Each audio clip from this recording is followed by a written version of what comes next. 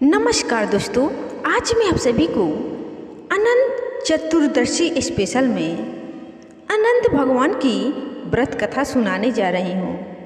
आप में से कुछ लोग शायद इस व्रत को जानते भी होंगे और करते भी होंगे, लेकिन कुछ लोग इस व्रत को ना ही जानते होंगे और ना ही इस व्रत को करते होंगे।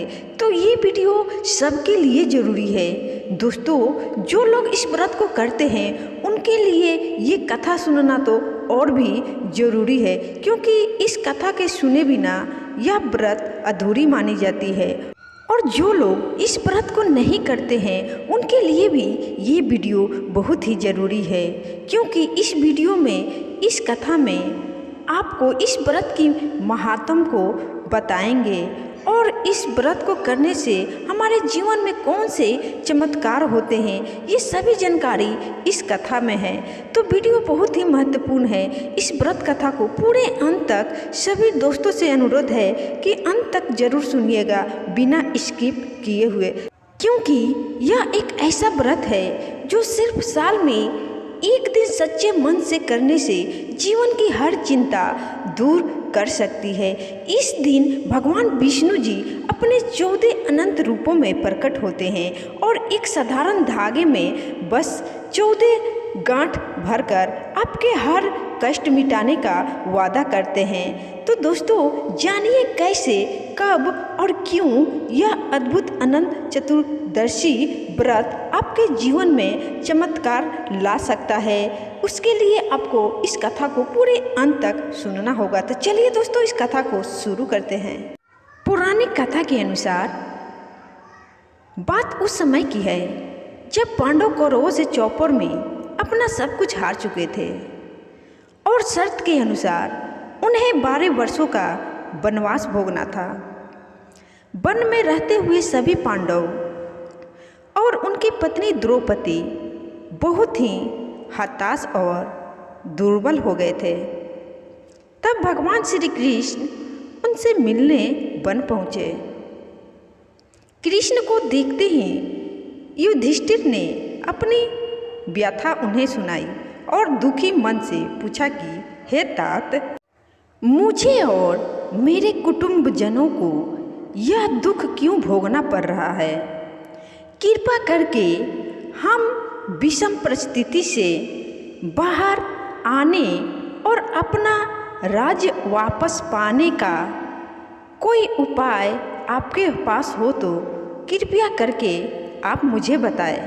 तब श्री गोविंद ने कहा कि हे धर्मराज, आपको अनंत भगवान को प्रसन्न करने के लिए अनंत चतुर्दशी का व्रत विधि विधान से करना चाहिए। इस व्रत के प्रभाव से आपके सभी पाप नष्ट होंगे और आपकी मनोकामनाएं पूर्ण होंगी। यह व्रत करने से आप सभी लोकों में विजयी बनेंगे।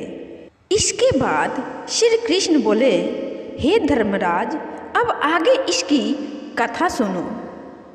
सतयुग में सुमंत नाम के एक ब्राह्मण थे, जिन्होंने वशिष्ठ गोत्र की सुंदर कन्या दीक्षा से विवाह किया था।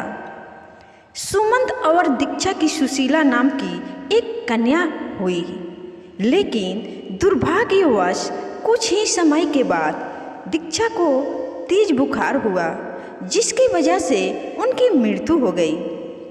सुशीला के लालन पालन के लिए सुमंत ने कर्कशा नाम की स्त्री से पुनः विवाह किया, लेकिन भाग्य का खेल देखिए, कर्कशा को सुशीला बिल्कुल भी प्रिय नहीं थी। सुशीला अपनी सौतेली माँ की व्यवहार से बहुत दुखी होती थी, लेकिन वह असहाय थी।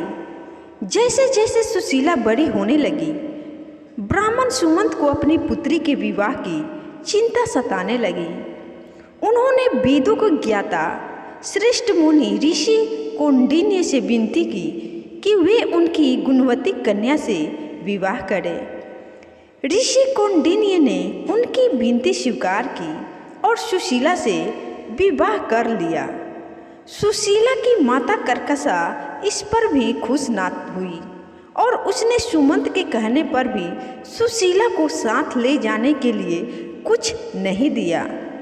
दुखी सुशीला अपने पति के साथ विदा हुई।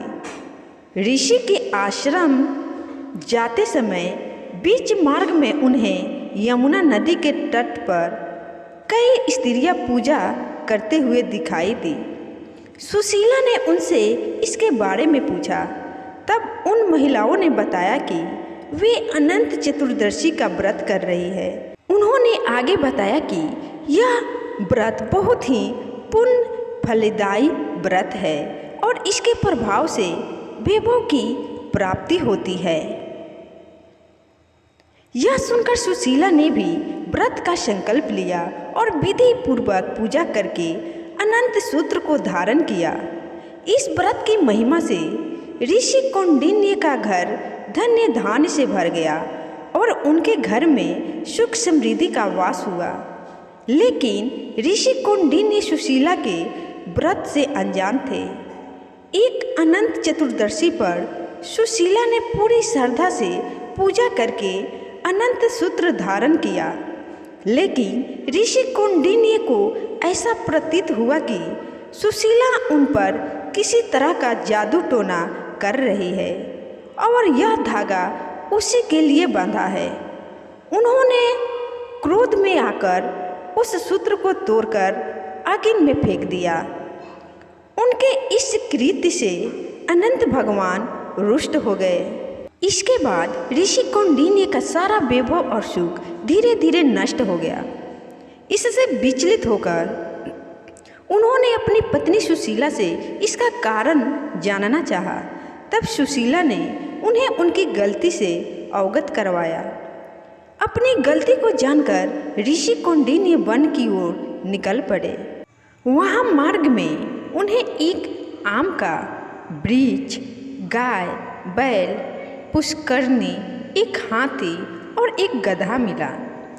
इन सभी से कौंडिन्य ने पूछा कि क्या उन्हें भगवान अनंत मिले? सबने एक एक करके मना कर दिया। तब ऋषि कौंडिन्य ने हताश होकर अपने प्राण त्यागने का निर्णय लिया। जैसे ही कौंडिन्य ने अपने प्राण त्यागने वाले थे, तभी अचानक भगवान अनंत उनके समक्ष प्रकट हुए और आखिरकार कौंडिन्य को भगवान के ब्रह्मांड स्वरूप के दर्शन हुए। अनंत देव ने उन्हें बताया कि वन में उन्हें जितने भी प्राणी मिले वे सब पिछले जन्म के मनुष्य थे जिनसे कुछ गलतियां हुई थी। अब उसी की वजह से उन्हें इस जन्म में यह दुख भोगना पड़ रहा है। ऋषि कौंडिन्य ने अनंत भगवान से अपने पाप की क्षमा याचना की और अनंत चतुर्दशी व्रत करने का संकल्प लिया। इस व्रत के प्रभाव से उन्हें शीघ्र ही अपना खोया हुआ वैभव वापस मिल गया। तो प्रेम से बोलिए दोस्तों, अनंत भगवान की जय। हे अनंत भगवान, हे नारायण, जो भी भक्त इस कथा को पूरे अंत तक सुने हैं उनकी सभी मनोकामनाएं पूरा कर देना। उनके साथ मेरी भी मनोकामनाएं पूरा कर देना और अपनी कृपा हमेशा बनाए रखना।